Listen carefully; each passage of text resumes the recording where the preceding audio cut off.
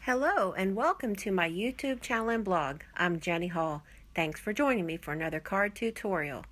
Today I continue to work with Urban District stamp set, and I want to use the large font sentiment that says World's Greatest to be able to demonstrate how to do ombre stamping.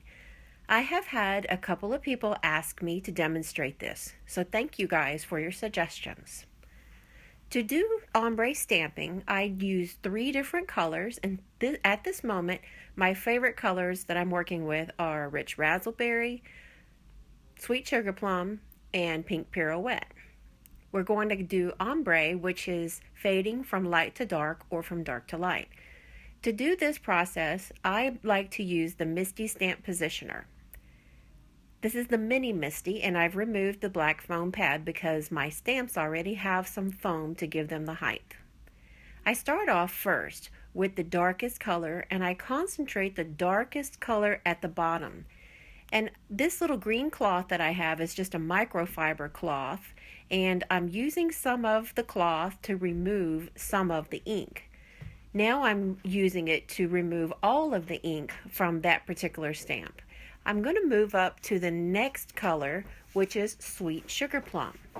I'm not worried at this point about covering the bottom because Sweet Sugar Plum is a lighter shade than the Rich Razzleberry. It's the area at the top that I'm really concerned with.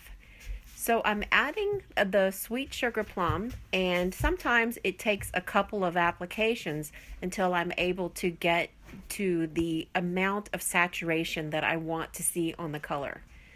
The lightest shade comes on next, and that is Pink Pirouette. Pink Pirouette is the same shade of pink as these 2 others, and so that's why these 3 ink pads will work nicely together. Sometimes it takes more than 1 layer, and so that's where I use the Misty Stamp Positioner to really be able to get a really crisp, dark image.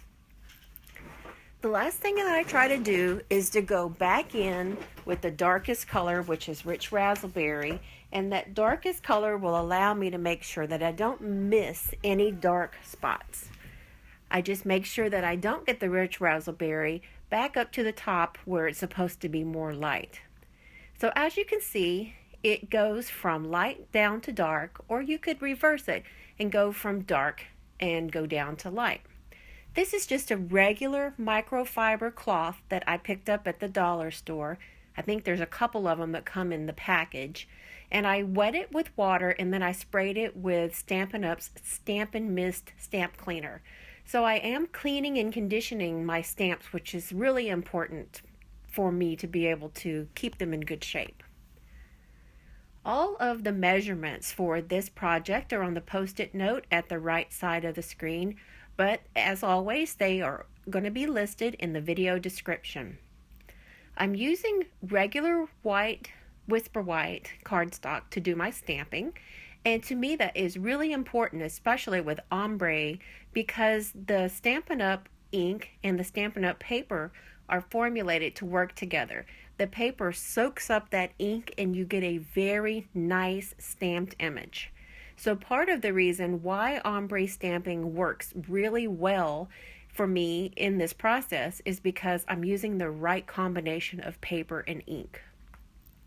This is a extremely simple card design. There's not a whole lot that I'm doing to jazz up the card. I mainly want it to feature the ombre look, and this stamp set, Urban District, I'm sorry, I had to think about it for a moment. Urban District is meant to be a guy stamp set, and I've made a couple of videos using Urban District so far, and one thing I wanted to do is to show you that you can also adapt a guy stamp set to be a girl. You can use it for basically any occasion. So World's Greatest could be World's Greatest, and then you could put the dad underneath it. You could spell out mom. This is very flexible. So World's Greatest can be stamped just as a solid image, or any kind of a really thick font can be made over to ombre.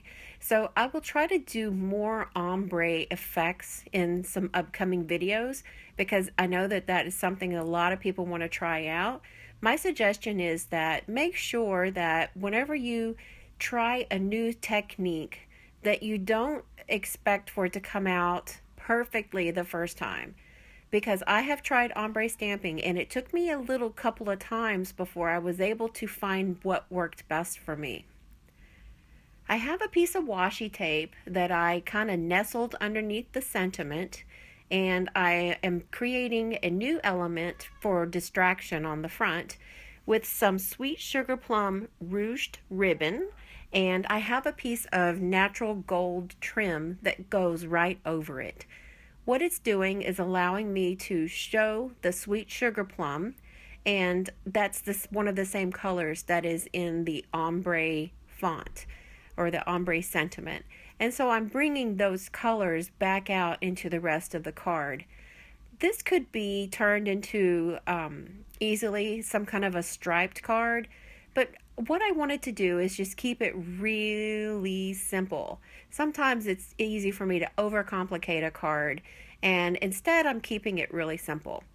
Here is some gold baker's twine that's left over from the Christmas catalog, and I'm not sure that you can actually purchase it, but gold baker's twine is something that is available within the craft world.